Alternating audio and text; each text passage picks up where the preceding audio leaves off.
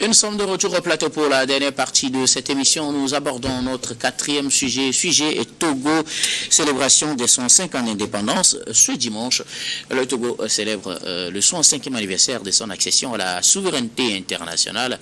Un programme très chargé dans le cadre de la célébration de ce 65e anniversaire d'indépendance. Nous allons aborder pratiquement tous les aspects. Comme vous le savez, pour le quatrième sujet, la parole est à qui veut la prendre en premier. Vous aurez le temps d'aborder peut-être les questions liées au programme, les perceptions des Togolais par rapport à la préparation de ce 65e anniversaire, les réactions des hommes politiques par rapport au parcours du Togo, le niveau de développement. Mesdames et messieurs, à vous la parole et elle est à qui veut la prendre en premier pour ce quatrième sujet comme d'habitude.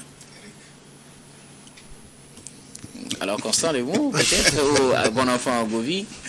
Bien, le Togo célèbre depuis quelques jours déjà à travers le programme Alléchant qui couvre pratiquement une semaine entière et sur toute l'étendue du territoire son 5e anniversaire, c'est ça, de l'indépendance de notre pays. C'est une très bonne chose. Nous avons la chance, ou notre génération a la chance de vivre son 5e anniversaire. Et tous les Togolais sont dans l'effervescence de cette célébration, quelle que soit la manière. Parce que, quelle que soit l'activité programmée, eh bien, c'est toujours lié à cette célébration. Du côté gouvernemental, il nous a été annoncé une série d'inauguration des projets achevés pour le développement de notre pays et d'autres projets, on voit la pose de la première pierre pour démarrer leur exécution. Je pense que son 5 ans, c'est beaucoup. Les avancées n'ont pas toujours été à la hauteur du nombre d'années d'indépendance, mais nous sommes résolument dans la dynamique du développement, vu les avancées enregistrées depuis quelques décennies et surtout ces dernières années où les réformes se réalisent à tous les niveaux et les projets, comme je viens de le dire, naissent, s'exécutent pour le grand bien des Togolais. Merci beaucoup, Constant Lemou. Alors, Eric Johnson, bon enfant Bovi, qui veut y aller à la suite de Constant Lemou pour ses premières observations sur la préparation du 65e anniversaire, ou bien le programme déjà en cours pour la célébration du 65e anniversaire. Oui, la première question qu'il faut se poser, et je crois que c'est la question que la majorité des Togolais se posent, est-ce que nous sommes réellement indépendants? Et je vais profiter de cette tribune pour dire oui, nous sommes indépendants, quelle que soit la situation dans laquelle nous sommes, parce que l'indépendance, elle est d'abord politique, elle est ensuite économique et ensuite sociale. Alors, si nous prenons le niveau politique, je crois que nous avons reçu notre indépendance suite à la lutte menée par nos pères. Et aujourd'hui, sur le plan politique, nous avons des difficultés à nous entendre sur le minimum. Pour ce petit pays, vous avez plus de 100 partis politiques et vous avez comme l'impression que les Togolais n'arrivent pas à s'entendre sur le minimum. Et cela voudra dire que on pourrait avoir une autre organisation politique qui permettrait quand même à tous les Togolais de se dire oui, un jour, je pourrais aussi apporter de façon politique ma contribution à asseoir une démocratie, à permettre un développement de mon pays. Et je prends l'exemple de ce qui se passe au Ghana. C'est vrai qu'il y a plusieurs partis, mais de façon officielle, il y a deux partis qui se challengent toujours, le NPP et le NDC. Et donc, c'est des partis qui ont réussi à l'ouverture démocratique de s'imposer sur le plan national et chacun essaie d'apporter sa contribution. Et aujourd'hui, qu'est-ce qu'on voit? Déjà, il y a eu 2 mandats pour le NDC et après le NPP est revenu, il est parti, ça donne un certain engouement politique dans le pays. Ça permet aux jeunes qui se disent oui, je veux faire la politique, de savoir comment s'orienter. Et sur le plan économique, c'est vrai, nous avons encore des difficultés. Je me rappelle en 2008, Faure Gnassingbé faisait un discours en disant nous allons faire des réformes difficiles.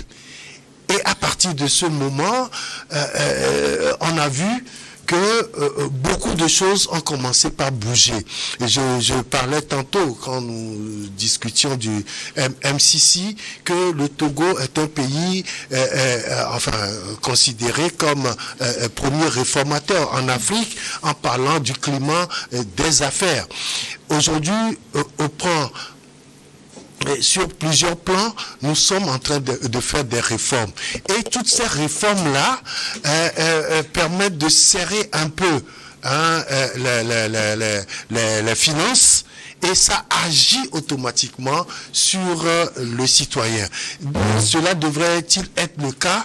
Et je crois que si on s'est levé plus tôt, on aurait déjà fini toutes ces réformes-là et la machine serait huilée et tout le monde allait mieux se sentir dans cette machine économique-là.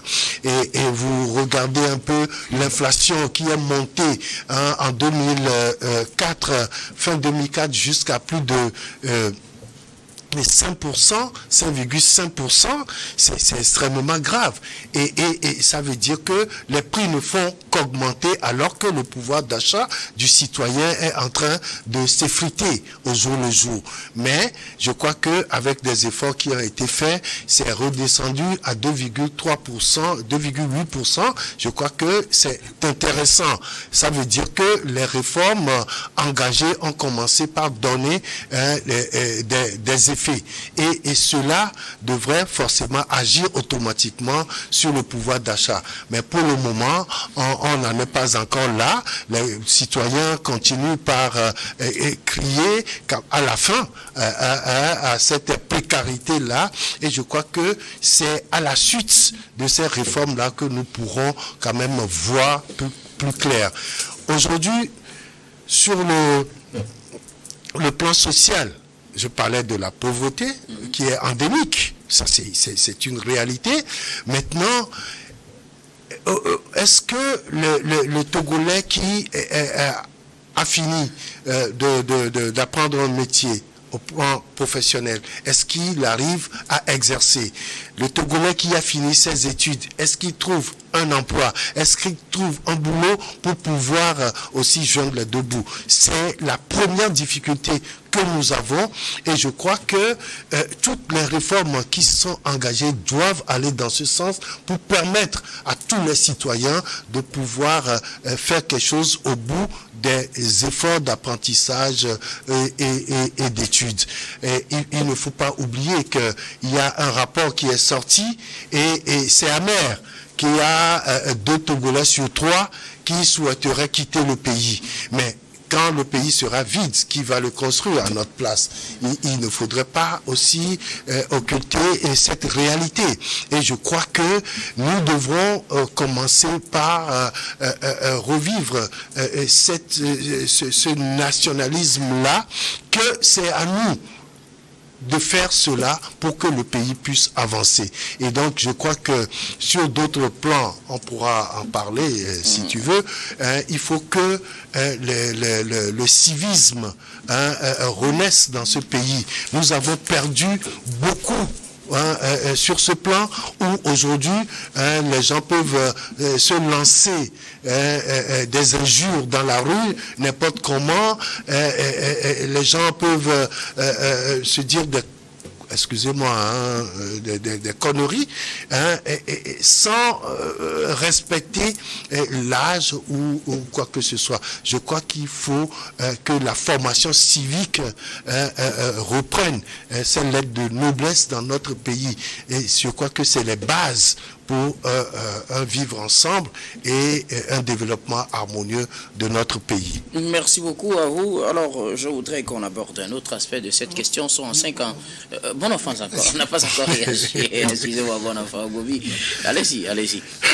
Sont en 5 ans d'indépendance du Togo. Vos observations, vous avez le choix entre les différents aspects que vous voudriez bien analyser, politique, social, économie, parcours du Togo, réaction, l'ambiance et tout ce que vous voudriez. Oui, je vous remercie quand même mes deux co-débatteurs. Eric l'a si bien le dit en parlant de l'indépendance politique. Il a dit que nous l'avons. L'indépendance économique, nous l'avons, même si il reste à faire. L'indépendance sociale, nous sommes en train de l'avoir. Et avec ses démembrements. Est-ce qu'il faut à différents paliers tels Non, c'est les démembrements. Okay. Les démembrements. Bon, c'est tout à vous. Hein. Moi, je voudrais m'en tenir au mot.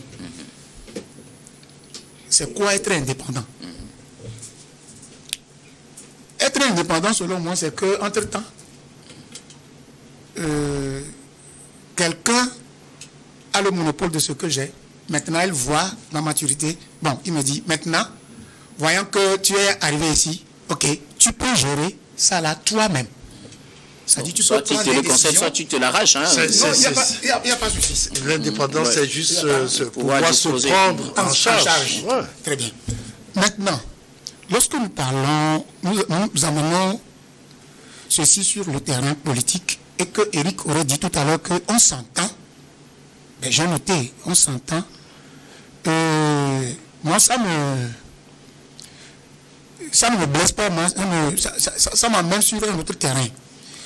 Parce que je vois que... Vous pensez qu'on ne s'entend pas? Mais vous croyez qu'on s'entend? Bon, je vous relance. Mais on ne s'entend pas, si vous voulez, je vais vous dire ça tout à l'heure. Dans un pays où nous sommes à la veille d'une indépendance, si vous croyez maintenant ce qui se passe, tout ce qui se passe maintenant au Togo, si vous croyez qu'on s'entend, ça dit que je suis en train d'être désolé. Non, laissez-moi aller. Laissez-moi aller au soyez plus clair. Moi, je veux juste vous comprendre. Soyez clair. Il veut me prendre au mot. Vous avez le temps de réagir après. Je n'ai pas dit ça. Je dis. Je n'ai pas dit ça. Bon enfant, continuez, s'il vous plaît. Je crois qu'au Togo, nous sommes en train de blaguer avec ce qu'on appelle l'indépendance d'un pays. Et la commémoration de l'indépendance d'un pays, je crois que ça fait longtemps. Nous, au Togo, nous n'avons pas encore, je crois, ça dit la compréhension que les pères de l'indépendance avaient. C'est-à-dire que on peut avoir tous les problèmes, on peut ne pas se comprendre sur tous les plans, mais un seul jour qui doit rassembler tous les fils et filles d'un pays. C'est l'anniversaire de l'indépendance. C'est l'anniversaire de l'indépendance. En ce sens, on doit faire semblant. Voilà. On doit faire semblant. Non, ça c'est mieux. Okay, on doit faire semblant de se comprendre au moins ce jour. Les gens ont dit tout à l'heure que nous avons un programme bien qui alléchant pour la célébration. Mais vous comprenez aussi qu'il y a des gens qui font encore un autre programme, alors que pour l'indépendance d'un pays, on ne devrait pas avoir des programmes disparates. Au moins, ce jour-là, quel que soit nos bords, quel que soit qui nous sommes, le jour-là, c'est le jour-là que nos pères ont lutté, ont versé leur sang pour qu'on soit aujourd'hui libre, même si nous pensons que nous ne sommes pas encore libres. C'est pourquoi je dis que le sens politique de l'indépendance que nous donnons au Togo, moi je ne suis pas d'accord. On ne s'entend pas. les Togolais ne s'entendent pas. Tout à l'heure, on n'a qu'à me dire sur ce plateau en quoi les Togolais s'entendent. Maintenant, ça, c'est votre réaction sur les propos d'Éric. Dites-nous ce que vous pensez de cette célébration. Puisque je vais bientôt vous retirer la parole. Donc, allez-y, abordez les autres aspects que vous voulez aborder. Je dis tout à l'heure, il y a des pays qui sont nos pays limitrophes, qui ont déjà fêté leur indépendance, qui le fêtent toujours. Le Ghana en a fait le 6 mars, le Bénin aussi la fois passée, Le 1er août. le 1er août. Je dis passé, quoi. Tout ce que nous voyons. Chaque année, il y a des manifestations. Lorsque vous voyez les images des acteurs politiques de ces pays, mais vous allez applaudir. On ne le fait pas chez nous. À moins que quelqu'un me demande. Tout à l'heure aussi, vous allez voir que lorsque l'État ou bien le gouvernement, qui est le garant du programme de la célébration du 65e anniversaire de notre accession à la souveraineté internationale, vous allez voir qu'il y a encore d'autres personnes, au lieu de s'allier à ce programme, ils font encore un autre programme. Pourquoi nous serons ensemble à la place des fêtes et les gens appellent encore d'autres à venir. C'est au jour de l'indépendance où nous allons vénérer, ou bien nous allons nous rappeler de ce que nos grands-parents nous ont fait, ce qu'ils ont fait, l'acquis qu'ils ont laissé. C'est à ce jour-là, les gens vont commencer par faire le sit-in, ils vont commencer par faire, comment l'appelle-t-on, des rencontres je crois, des mobilisations. Je vous dis, si c'est comme ça. Pour vous, ce n'est pas une bonne chose. Ce n'est pas une bonne chose. C'est pourquoi je dis que pour une journée, il faudrait qu'on soit ensemble. Il faut qu'on soit ensemble. Est-ce que les conditions sont réunies pour qu'on soit ensemble? Quelles conditions doivent être réunies quand nos pères sont morts déjà pour cette journée? Mais c'est déjà suffisant pour qu'on soit ensemble. C'est déjà suffisant. Voilà. Qu'au moins par rapport à nos divergences, à tout ce que... Qu'on se rappelle le sacrifice qu'ils ont fait de nos grands-pères. Pour accepter. Donc ce que je suis en train de voir politiquement, ce que je suis en train de voir... Politiquement, c'est mal parti. Mal parti. Est-ce qu'il y a un autre aspect que vous voudriez aborder en une minute? Économiquement. Rapidement, une minute. Ben, économiquement, il reste à faire. Je sais que des efforts sont faits, mais aucune œuvre n'est parfaite. Nous sommes en train d'aller à la bonne chose. Merci mais beaucoup. Je crois qu'aujourd'hui, lorsque vous allez tendre du micro à un Togolais, est-ce que le Togo est vraiment indépendant? Vous allez comprendre ce que les Togolais vont dire. Je ne voudrais pas le dire sur ce plateau, mais allez au trottoir et vous allez tendre les micros aux gens. Merci. Comme ça, là, vous allez... Bon enfant. Eric, j'ai promis vous revenir. Vous avez maximum 2 minutes. Maximum. Non, mais je ne sais pas si mon frère m'a très bien compris. J'ai commencé mon analyse, j'ai dit nous sommes un petit pays, mais il y a déjà 100 partis politiques. À quel moment on peut s'entendre si tout le monde veut créer un parti politique? Or, l'essence même d'un parti politique, l'essence même d'un parti politique, c'est le pouvoir. Donc ça veut dire que tout le monde cherche le pouvoir et les gens vont dans tous les sens. Cela ne permet pas une entente. Je ne sais pas en quel moment j'ai dit que nous nous entendons. Okay. Au-delà de ça, j'ai préféré son analyse sur le plan où lorsqu'il y a la fête de l'indépendance, que tous les Togolais regardent dans le même sens. Et donc, qu'est-ce qu'on reproche au pouvoir en place? C'est que ces manifestations-là ne sont pas organisées de manière inclusive. C'est pour ça que des gens se permettent d'aller dans tous les sens. Maintenant, si vous êtes un parti politique et que vous avez quand même ce nationalisme-là en vous, mais faites des propositions avant que cela soit tout simplement rejeté. Merci beaucoup à vous. Eric Johnson, Constant Lemou, 1 minute rapidement. Si vous avez quelque chose à ajouter comme tout le monde. Alors, si j'étais encore enseignant, j'allais dire, Eric, vous faites un développement intéressant avec des exemples d'illustrations incohérents. Lorsque nous parlons d'indépendance de notre pays, et vous prenez l'exemple de la politique ghanéenne pour illustrer, c'est le jour et la nuit. La vie politique au Ghana répond au système anglophone qui accorde une marge de liberté ou la liberté totale des acteurs du pays pour décider par eux-mêmes du choix de leurs dirigeants, ce qui est complètement contraire au système français dont nous avons malheureusement hérité.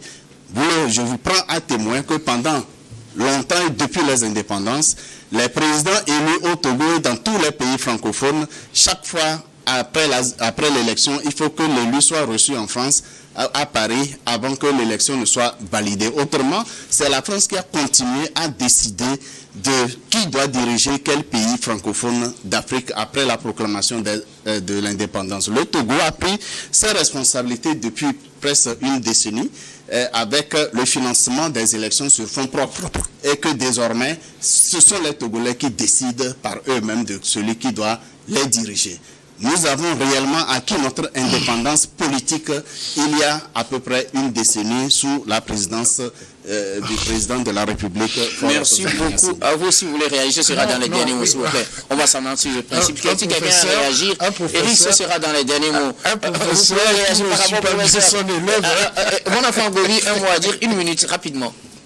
Si vous avez quelque chose à ajouter, au cas échéant, on va faire le dernier tour. Je préfère que c'est ça comme ça. Merci beaucoup. Alors, je reste avec vous pour vos mots de fin. Ce sera. Vous voulez ajouter? Alors, okay, allez-y, rapidement. Pourquoi tu ne voulais pas passer rapidement, une minute. Non, il n'y a pas de problème. Moi, je dis quand même que l'indépendance d'un pays, on n'en blague pas. Nous ne sommes pas si grands. On nous a compté vraiment ce qui s'est vraiment passé dans ce pays. Et lorsque cette fête-là arrive, et qu'on voit que les gens ne se souviennent pas en réalité de ce qui est arrivé à leur grand-père, et ils se mettent encore dans une scission, moi ça me gêne. Et c'est en cela que moi j'ai dit que lorsqu'il y a l'indépendance à côté, au Ghana, ou ici, vous allez voir le nationalisme en ces populations-là. C'est-à-dire, quand ils sortent, vous allez savoir qu'aujourd'hui, c'est différent d'un autre jour. C'est ce que je veux pour un Togolais. Merci beaucoup. Parce que moi, je conçois mal. Je conçois mal. Et je voudrais faire un plaidoyer. Je conçois mal à ce que qu'une fête nationale, au lieu de nous unir, va nous désunir encore. On va voir les gens à la plage qui vont dire autre chose à la population alors qu'ils savent que le chien va aboyer. Mais la caravane aussi va passer. Il faut qu'on prenne ce temps pour montrer aux gens, une fois. Ça dépend de ce qu'on inculque dans les gens. Donc moi, j'aurais souhaité que ceux qui prônent cette marche ou bien cette assise-là, qu'ils laissent cette assise-là pour qu'ils viennent. On va s'asseoir ensemble pour honorer la mémoire de nos ancêtres. Merci beaucoup. Nous sommes responsables de ce que nous vivons. Vous êtes syndicaliste et analyste politique. Merci d'être passé sur ce plateau. C'est moi. Eric Johnson, vos mots de fin. Non, mais je pense que mon professeur ne m'a pas très bien suivi parce que j'ai parlé de l'indépendance politique. Maintenant, je donne l'exemple des partis politiques qui font que nous n'arrivons pas à nous entendre sur le minimum. Et j'ai donné l'exemple du Ghana, justement pour dire, si on était dans ce schéma, je pense que cela aurait été mieux pour nous. Imaginez, on parlait de chefs de file de l'opposition qui n'arrivaient même pas à assister à une manifestation publique. Et ça, c'est désolant.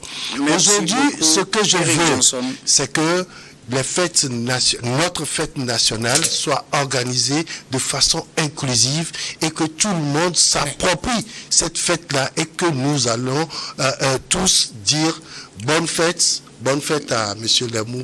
Merci beaucoup. À mon frère. Eric Johnson, ce n'est pas un débat, c'est le mot de fin, s'il vous plaît. Merci. Inclusif, les gens ne veulent pas venir. Eric Johnson, vous êtes journaliste, directeur de publication du journal L'Union. Merci d'être passé sur ce plateau. C'est moi qui vous remercie pour l'invitation. Constant Lemou, vos mots de fin. Pour mon mot de fin, j'aurais demandé à mes co-débatteurs et à tous ceux qui nous ont suivis de ne pas s'inquiéter de la cacophonie un peu qui vient agrémenter plutôt la fête des indépendances. Cela participe à la dynamique de la démocratie et de la voie contradictoire dans notre pays. Et dans la contradiction et la critique, nous avançons sur l'essentiel. C'est le plus important. Et maintenant, par rapport aux syndicalistes que vous représentez ici, j'aurais souhaité que les syndicats se saisissent des problèmes importants des travailleurs, surtout par rapport à la caisse de retraite du Togo. Aujourd'hui, il faudrait que les prélèvements des pensions soient ce qui est respecté dans le calcul des pensionnaires qui sont admis à la retraite. Sinon, il faut rembourser le trop perçu. On ne peut pas prélever la pension de retraite sur un principe et au calcul de la pension de retraite, ce principe n'est pas respecté et plutôt le fonctionnaire qui a cotisé toute sa vie se trouve triché et non remboursé par rapport à la marge non prise en compte dans le calcul de la retraite. Constant Lemou. Merci. Ce n'est pas un débat. Constant Lemou, vous êtes analyste politique. Merci d'être passé sur ce plateau. Merci. Tout a été le plaisir pour moi de partager le plateau. Beaucoup également à toutes les équipes techniques et rédactionnelles qui nous ont aidés à préparer et à présenter cette émission. C'est la fin de ce numéro de Regard Croisé et de toutes les présentations de cette semaine. Je vous retrouve la semaine prochaine avec le même plaisir pour un autre numéro. Nous disons également par la même occasion merci à Clés Pignang à la réalisation, à Seignon Wampa et Richard Amédéso à la diffusion, à Rebecca Vesso à la caméra et surtout à vous très chers téléspectateurs de nous avoir suivis.